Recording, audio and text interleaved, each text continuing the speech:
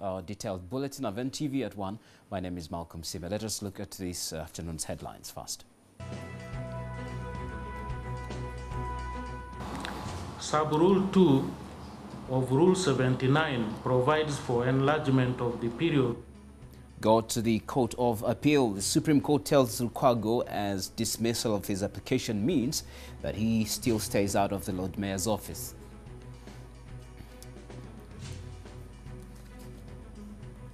And the probe continues as workers blame the finance minister for creating the mess in NSSF.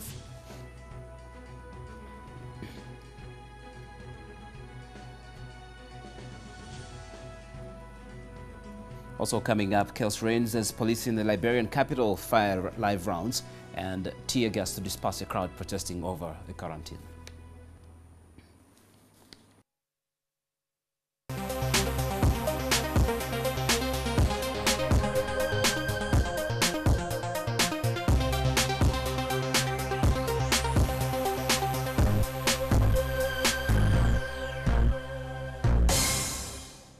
Welcome to Ntv at 1. The Supreme Court has this morning ruled that the troubled Kampala Lord Mayor Erias Lukwago stays out of office until his appeal is heard by the Court of Appeal. This according to a verdict delivered Deputy Registrar of the Supreme Court, Thaddeus Opeseni. The bench of 5 justices ruled that the Supreme Court does not have the jurisdiction to entertain an appeal in an ex parte ruling by a single justice. The justices cited Section 12 of the Judicature Act, which dictates that the appeal against Justice Stephen Kavuma's decision should lie before 3 justices of the Court of Appeal. And this appeal arose on April 1st this year when Lukwago ran to the Supreme Court seeking to overturn the earlier orders of Justice Stephen Kavuma of the Court of Appeal, who then ruled that Lukwago should stay out of office until court delivers a ruling on his main petition challenging the verdict of Catherine Bamgimerira's late tribunal.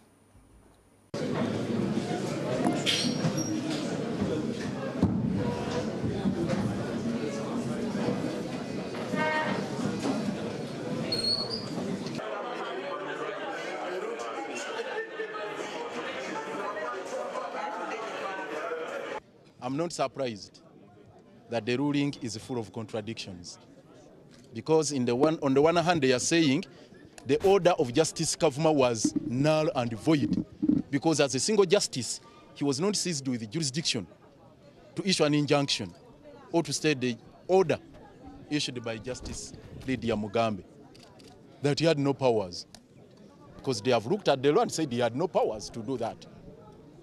But again, on the other hand, they are saying there is a practice which probably Mr. Kavuma invoked and issued the order, and there should be a reference against that decision.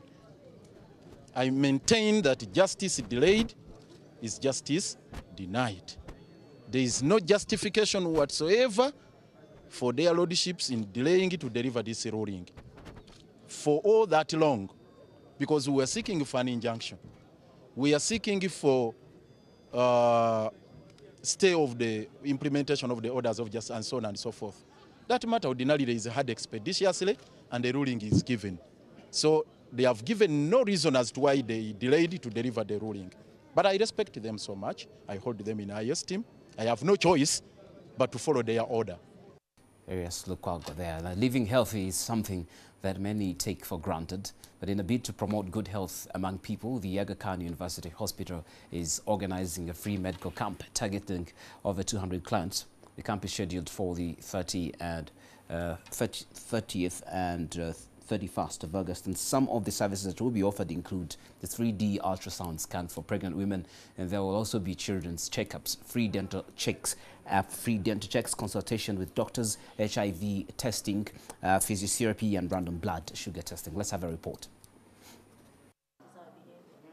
People here only come when they're sick, and that is not what is important. It is important to know your health status. Even by the time you're sick, you should have a record of what is my normal blood pressure, or so that even the medical practitioners who are taking care of you can know what your baseline is. People collapse and they get strokes, but you will never know that you're hypertensive unless you come and get checked. You'll feel normal. Yet one day you'll just collapse. So One of the things that the reasons to do these medical camps is to inform people about their health, to inform people about this thing of pressure. What is it exactly? And to prevent people from just walking around and collapsing one day. Now, 56-year-old Patrick Kamia worked for many years in the United Nations security system, but retired a few years ago and ventured into farming. He has never looked back since then when he went into pumpkin growing in Wakeso district. That's from humble beginnings. Kamia can now meet all his family needs and more from the pumpkin proceeds. He earns over 1 million shillings monthly from creeping plants. Dilbia Rohanga tells us Kamia's story in this installment of your weekly feature on the farm. On the Farm is brought to you by Cooper Motors Corporation is Uganda's leading and most reliable agriculture equipment supplier and partner. We hit the road this bright sunny morning to Bulonda village in Kachiri, Wakiso district, to meet 56-year-old Patrick Kamia, who now earns a living growing pumpkins. He then led us to his 6-acre piece of land holding pumpkins. I said this place. Kamia, a retired UN employee, ventured into farming 5 years ago by growing maize. Pumpkins are maybe the easiest plants to grow or to engage in. It's not like maize. Maize, you spend a lot of money. Spraying lumbugu, I don't know what it is.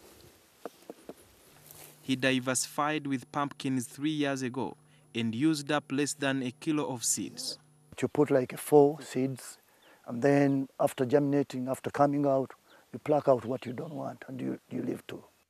In growing this creeping plant, the farmer must keep the soils fertile at all times. I dig a hole of like a foot down and a foot wide. Then I'll show you the manure, the kind of manure. I use this stuff from the chicken.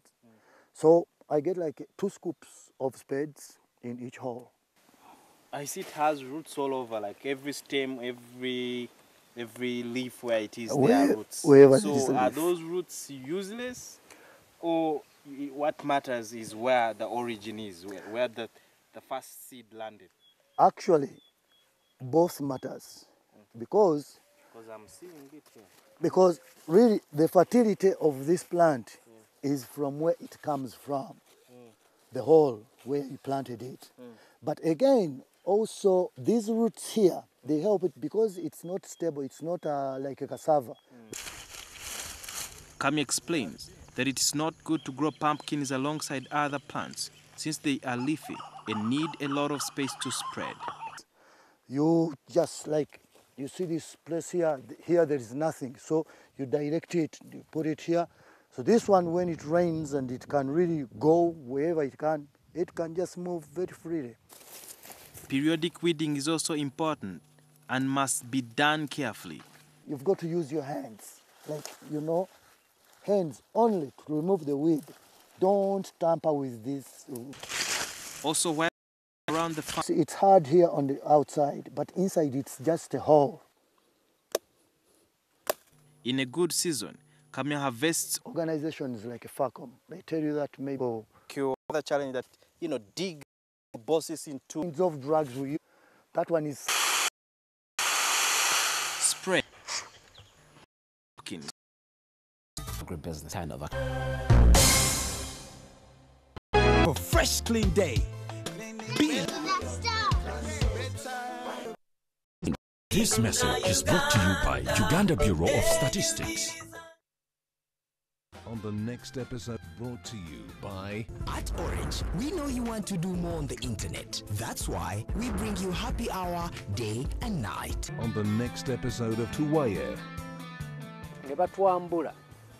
ne batujjako buli kimu kyonna kye twalina nze kuddamu okutegeera nkeera kumakya akawungeezi naye ng'eyatuleese bonna babumanyi ate era nga bwe tumwatula nti jeno kakolere nga buli omu olaba yesika bwesisi n'ebenna be nali nnyina n'amaka gonna gaasaanawo lwa baali bamanyi nafa famire yange yonna nasanga yakyankala nadda. Nasanga omukazi wange nga bodaboda yakamuta accident, so nembanga omutwe tegukola bulungi mu kiseera ekyo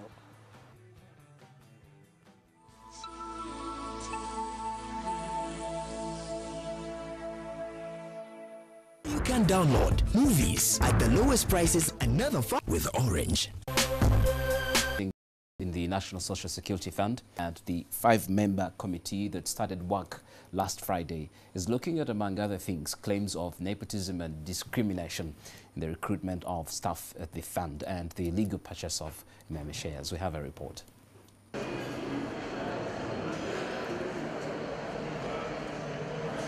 Because me as Chairman General of Workers, I put my ears on the ground. And these people were interviewed by the board members, by the water cooper price, and money was spent. And I want to tell you that the minister on her desk has Mr. Gaba, who excelled as #1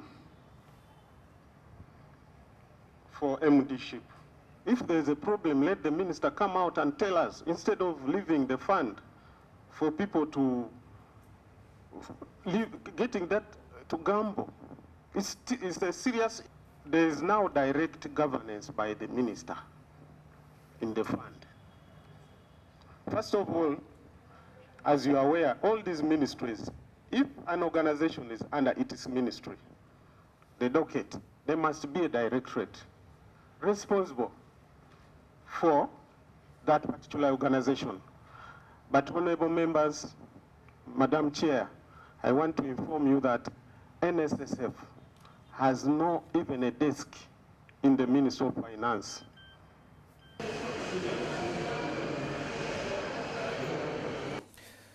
Now on to malnutrition. Malnutrition can lead to death if not urgently and properly treated. A 2-year-old USAID-funded project on improving nutrition is changing lives in many parts of Uganda. These severely malnourished are getting back on their feet with the consumption of ready-to-use therapeutic foods provided under the project. And right now in the studio is Mr. Brian Rwawogo, the Chief of Party of the Production for Improved Nutrition, and is from USAID, or USAID. Now, you're very welcome, Brian. Thank you. Great. First, give us an update. How is the project faring? Where are you and what are you doing there? Great. Just a brief background on the project. It's a USAID Uganda-funded program that is a 5-year program that started in 2012 with the goal of, working towards reducing the burden of undernutrition in the country. Currently, we are in 104 health facilities across the country in 62 districts, working with health facilities and nutritionists to make sure that people that are diagnosed with malnutrition are properly treated. So you're spread all over the place now. Yes, but how deep is the problem first? The problem is quite deep. Personally, I can tell you that I've been to some districts, and even in districts in Western Uganda where you expect to see very few and small cases of malnutrition is one of the highest in the country. Why are you saying where you expect? Because of the abundance of food. Right now, if you go to Chibale, if you go to areas in Bushenyi, if you go to southwest in Kabale, the problem is huge. In Chibale, I think statistics recently showed that about 33% of children are malnourished. Yes. Okay, so now about the PIN project. Tell us about that project. Yeah, the project is a 5-year project that is funded by USAID, like I'd said, and is implemented by a local organization, which is Reco Industries Limited. Reco Industries also produces therapeutic foods, which are consumed in the health facilities. The project's goal really is to fight malnutrition, to work towards reducing the burden of undernutrition in the country. So we go according to 3 areas.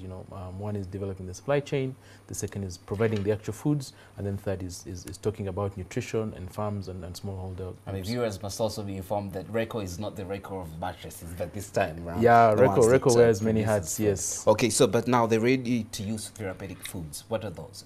Now, how do they look like? Well, great. Ready-to-use therapeutic foods are packed in sachets of 92 grams. And what this product consists of is proteins, which are both animal and plant source. It contains very well formulated micronutrients. You can get a range of about 32 essential micronutrients in your body. It also consists of fats and oils, as well as sugar. So a 92-gram sachet can have about 520 kilocalories of food. Okay, so how much have you distributed and where? How big is your footprint? Where have you gone and where have you gone? Fantastic. Our footprint is quite big. Right now we have been working with the health facilities, all the regional referral hospitals in the country. We are working with some health center fours. Like I said, we are in 62 districts and 104 health facilities, but we are barely touching the tip of the iceberg. We're targeting right now mostly people who are children who are suffering from malnutrition, as well as people who are vulnerable, like people who are living with HIV, who now get the problem. So is there some kind of health ministry involvement, or you're doing yes. it on your own? No. We cannot do this without the health ministry. We work with the Ministry of Health very closely, especially the nutrition department. They have been very helpful in helping us and guide us on how to deploy.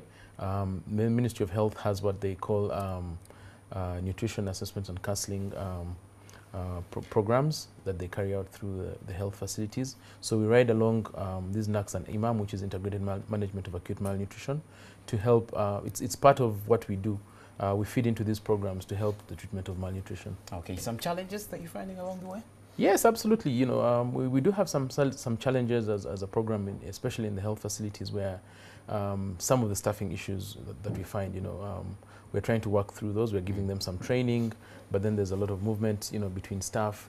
But generally, I think the program is working on well, and we're doing quite well. Brian Rwabwogo, the Chief of Party of the Production for Improved Nutrition. Thank you very much for coming down here, and we'll be getting back to you to give us an update on what you're doing. Now, poorly fed children, you will remember that it robs African children of about 16% of Africa's future growth.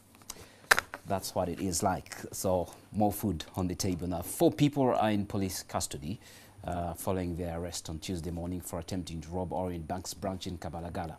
The police have said that the suspects tried to break into the bank on Tuesday morning after they dragged one security guard. Another security guard is among those arrested for aiding the suspects in their mission. The police acted on a tip-off from passers-by, and they also recovered 2 gas cylinders and a vehicle that suspects used. Were informed and responded swiftly and arrested 4 suspects, namely Wandera Patrick, Masiga Gabriel, Wansala Eric, and Nseriko Abdul. They gave us a tip-off that there was a suspicious vehicle which had parked at the bank. It would drive off, comes. And they had seen 2 people offloading some items, and they were going to the behind part of the bank. That is Orient Bank, Kabalagala branch. It is just located opposite Shell Kabalagala. Immediately when we got the tip-off, with the night alertness, we rushed there very fast. Me, myself, and my team. When we reached at the scene, we got that they had chloroformed already a guard who was already dead asleep. Sirimubbe kubanga sina fayiro yonna ku poliisi yonna mukulu munamawulire sina fayiro yonna ku poliisi sina muntu amanyi poliisi nti nze nina linziziza omusango. Police in the Liberian capital have fired live rounds and tear gas to disperse stone-throwing crowds trying to break an Ebola quarantine imposed on their neighborhood as the death toll from the epidemic in West Africa hit 1,350. And Malaysia is preparing to receive remains of the victims of the MH17 flight. Witnesses said in the sprawling oceanfront West Point neighborhood of Monrovia, at least 4 people were injured in clashes with security forces. It wasn't clear whether anyone was wounded by the gunfire, though yesterday a Reuters news agency photographer is said to have seen a young boy with his leg largely severed just above the ankle. Liberian authorities yesterday introduced a nationwide curfew and put the West Point neighborhood under quarantine to curb the spread of the disease.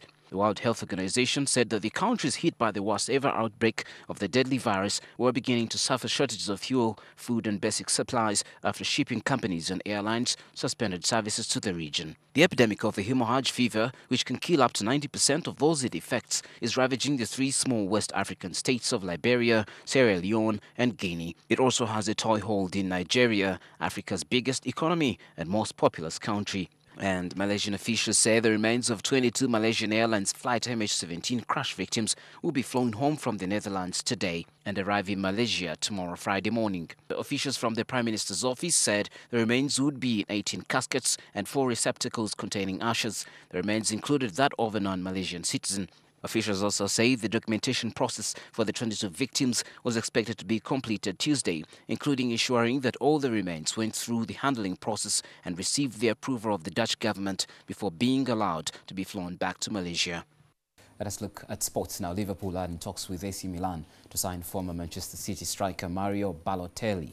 And Manchester United have already announced the signing of a 16 million worth Argentine international defender Marcos Rojo in a 5-year contract. Manchester United have confirmed they have signed Sporting Lisbon defender Marcos Rojo for a fee of £16 million. Rojo, who touched down in Manchester last evening and said joining United feels like a dream, has signed a 5-year contract after passing a medical and agreeing personal terms. Louis van Gaal made it a priority to sign a left-footed defender and stepped up his pursuit of Rojo following Saturday's Shawcombe defeat by Swansea.